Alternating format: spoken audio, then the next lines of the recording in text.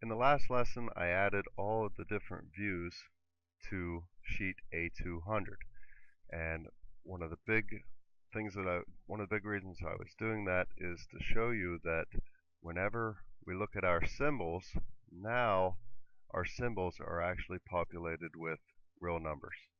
So you can see that these two sections were added to sheet A200.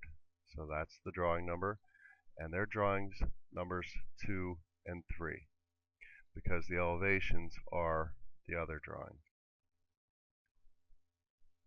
So if I was a contractor and I wanted to see where these sections were, I would turn to drawing or sheet number A200 and look at drawing number 2.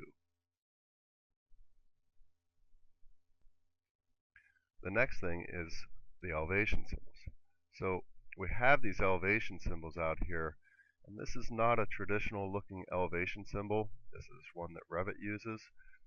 But I'm not going to be able to show this on my sheet.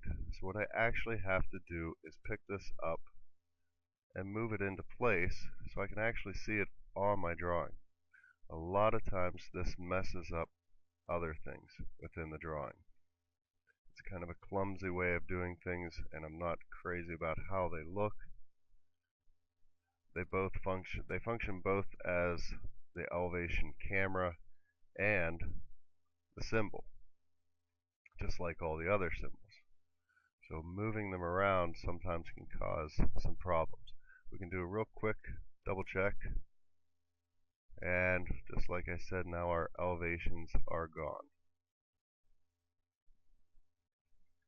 So they all look good so far except for east, and west there is a problem. So if we look at east, now we can go back to our level 1, and our east elevation would be this one. I can click on this, and the first thing I'm going to do is try to move. Now let's click on this part. I'm going to try to move it out here and see if that makes any difference.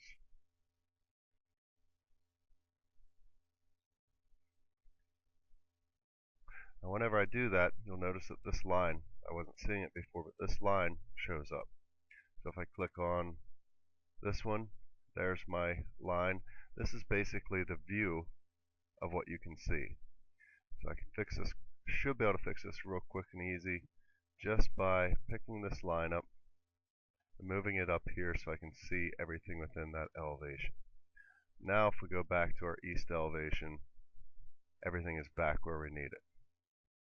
Double check our other elevations just to make sure. And everything looks good.